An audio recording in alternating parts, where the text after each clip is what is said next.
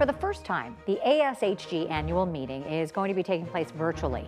The next few days will be filled with all of the latest science in genetics and genomics, as well as full of resources for members. Stay tuned to catch a glimpse of everything happening during this year's virtual meeting. My name is Dina Baer. I'm ready to bring you everything you need to know from this year's virtual meeting. First, though, let's learn more about why public engagement is crucial for genetics and genomics.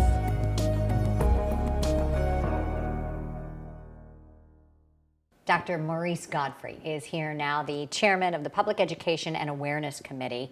What has the ASHG been doing to engage the public about genetics and genomics? ASHG is engaging the public in genetics and genomics in a number of ways. One of the most visible is the DNA essay contest, where we have questions every year that are answered by high school students and scored by ASHG members. ASHG has a Reddit AMA, Ask Me Anything, that is done annually now, and the Gene Network, GEEN, where members can volunteer to be advocates for genetics and genomics and be a public face to communities far and wide who are interested in the expertise. With the pandemic, we've heard so much about science this year. Why is it important that we engage the public with this science? Well, it's very important that we engage the public in science in general. In our case, we want to make people aware of the importance of genetics and genomics, and we're going through, as we speak, a pandemic, a coronavirus COVID-19 pandemic. And we know some of the susceptibility that people have that has made this a lethal disease for so many. But there are cases out there where there are no obvious answers. And one has to wonder, where does genetics play a role in all of this? And so without a doubt, that research will be unveiled, hopefully, at this upcoming, our upcoming ASHG conference and as the years go on.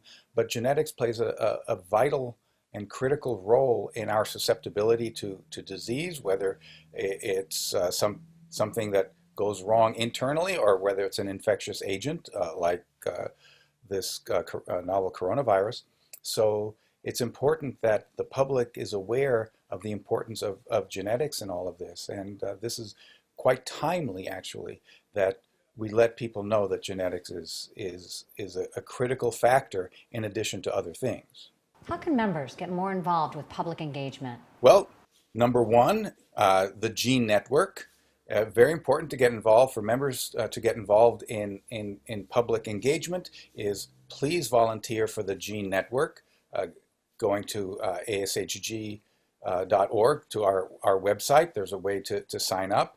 Volunteer to serve on the Public Education and Awareness Committee, where every year some members roll off and new members are appointed, and we're always looking for volunteers.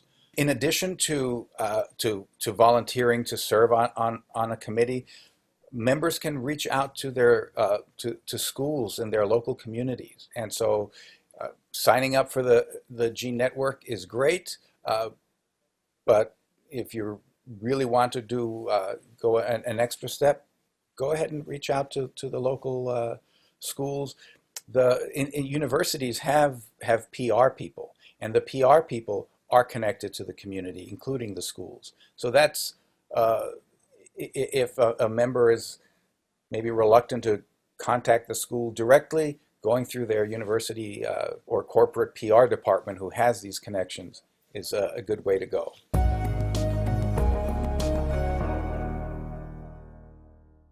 The world of genetics and genomics is full of different career paths. Let's take a look at what some of those different paths are.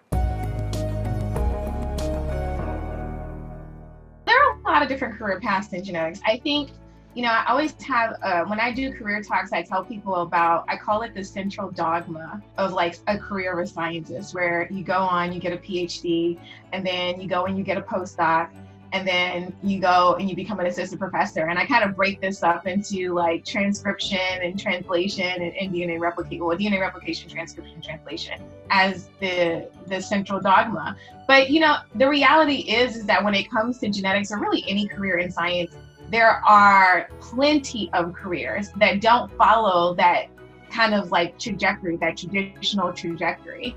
Some of those careers include, advocacy. So working in government, working in the legislature, especially, is becoming increasingly important for genetics as, technologies like CRISPR have been developed, and as we start integrating genomics into our healthcare systems. Bioinformatics, so that's where I work, population genetics and bioinformatics, and other careers include communication. So while I'm a bioinformatician during the day, at night, and on the weekends, I am a podcaster. And so science communication is extremely important, particularly for if we are thinking about how do we make genomics normalized, how do we make genomics for everyone? We really need a task force of science communicators to, really change the way in which we talk about genetics to make it more accessible to all communities globally. And I think what we have to remember when we talk about careers is that these things can coexist,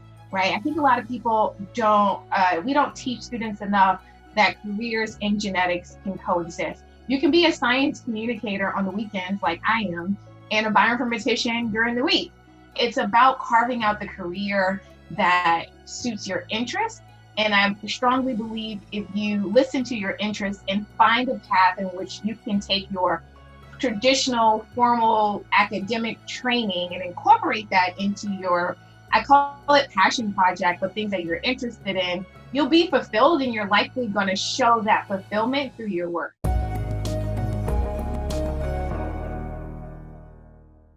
All over the world, there are organizations and universities that are taking leaps and bounds in the field of genetics. Let's take a closer look at some of those programs that are advancing the field.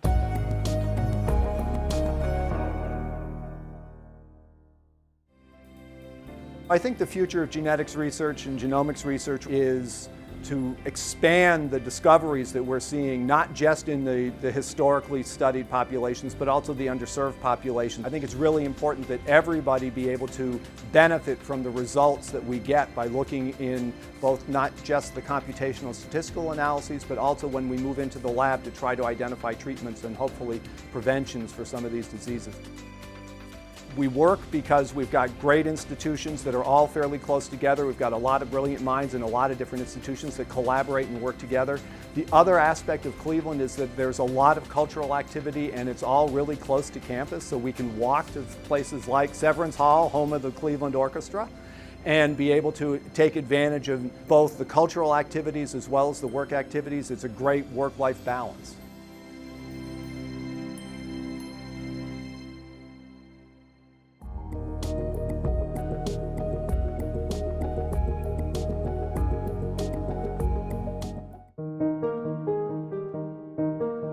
The main mission of the Björnsson Lab is to try to understand the role of epigenetics in disease through the study of the Mendelian disorders of the epigenetic machinery.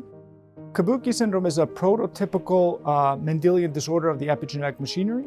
Individuals that have Kabuki syndrome have growth retardation, immune problems, and intellectual disability.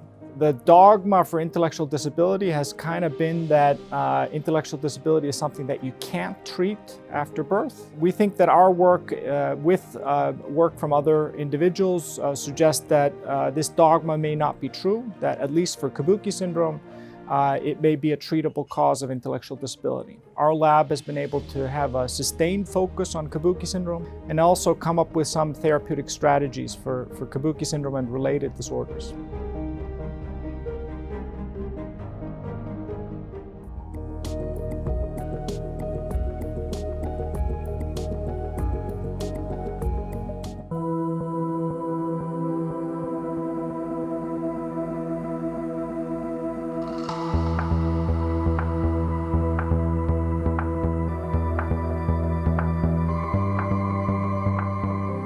Medicine is more advanced, more personalized, but becomes very complicated. So we need to reduce their workload. In interaction between the industry people and medical workers can provide many AI tools.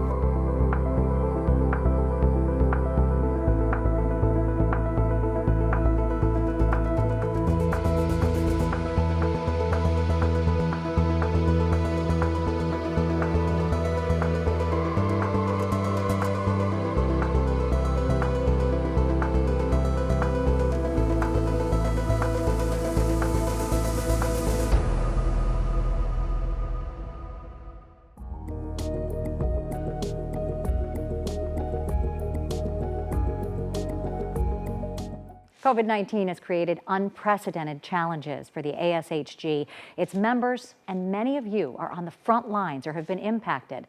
Let's take a moment to hear from the president of the ASHG to hear what the society is doing with our current challenges.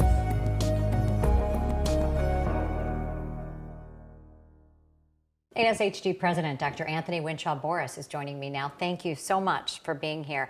It's been a tough year with COVID-19 affecting so many. What has the ASHG been doing to help its members? With COVID-19 changing almost everything in all of our personal and professional lives, it's been important for us and ASHG and the board and myself personally to try to make sure we continue with ASHG activities throughout the year. We have, just at the end of last year, at last year's meeting, rolled out our strategic plan. And as part of that strategic plan, we reconfigured our ASHG committees with the hopes of now moving forward with activities based on leadership from the strategic plan. So some of the examples that we've proceeded with over the year are to increase the number of virtual events because we knew we wouldn't be meeting in person and everybody's transitioned to virtual events. Could we then increase webinars and dialogue sessions that we could provide to our members?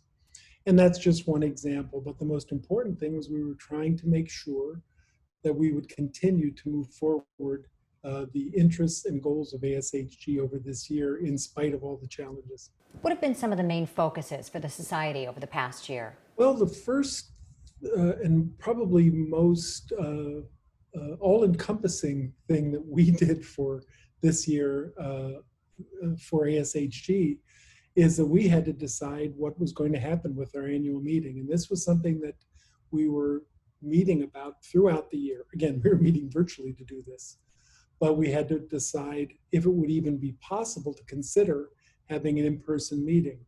And it was quite clear over the year that it would not be possible just for safety as well as our inability to travel from our institutions and people's discomfort. So a lot of the year then was shifted from considering our meeting as a in-person meeting in San Diego to having a completely virtual meeting. And of course, besides the board and staff who were so much involved in this process, it was the program committee led by Terry Manolio who led those the planning of the annual meeting.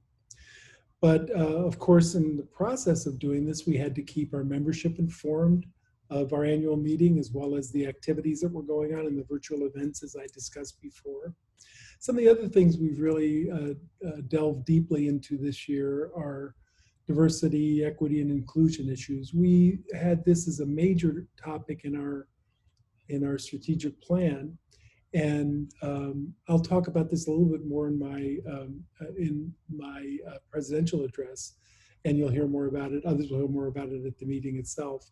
But the main areas that we've been working towards this year are increasing diversity in the workforce and in research populations. What do you hope members will take away from this year's very different virtual meeting? It's going to be an exciting meeting. There will be the best human genetics genomics research in the world presented here, I think. Of course, I might be biased being the president this year. And that's not going to change. The program committee has put together a combination of invited sessions, plenary sessions, and posters, and they've done a great job putting this together for this year. I'm also excited to see how the virtual meeting platform that we're using this year for the meeting, how it will allow us to engage each other as well as the speakers and poster presenters during this meeting. So I think what I'm really hoping and expecting for this year's virtual meeting is an outstanding meeting, just like we always have, and a great experience for our attendees.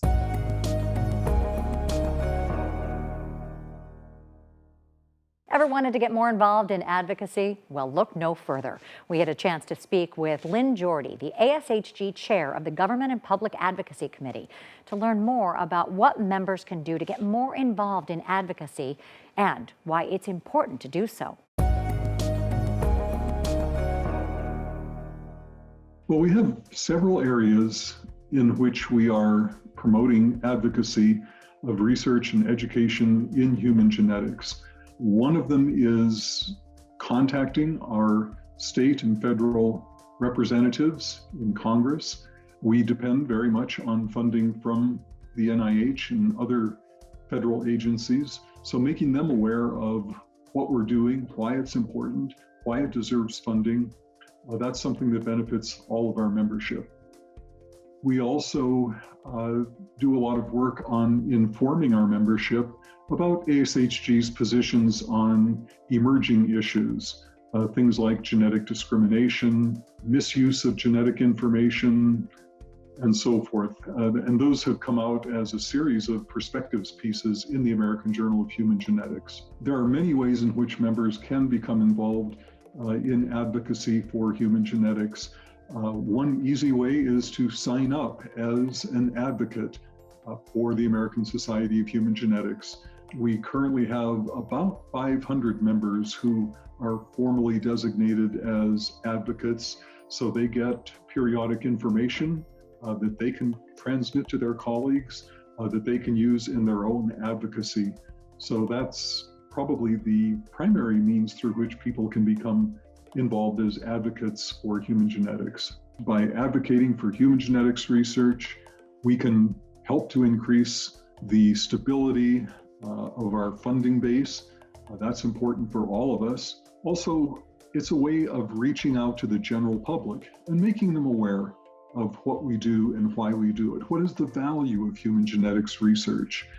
What can we do? And just as importantly, what are the kinds of things that we really can't or don't do? Because there are misconceptions about human genetics. It's important to correct those. And we are, I think, most of us naturally educators. We enjoy teaching, we enjoy talking about our work. So being an advocate for human genetics gives us an opportunity to expand what we're doing in that arena.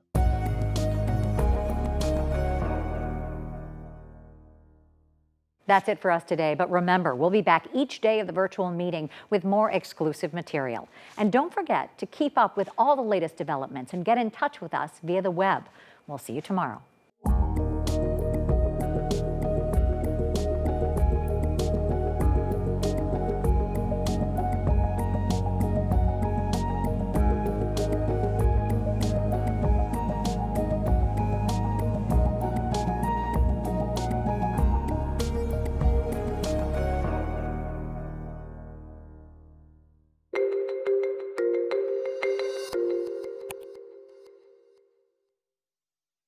Thanks again for watching, and if you'd like to watch more clips like this, go ahead and click on some of the links to my side for more exciting content from this year's ASHG virtual meeting.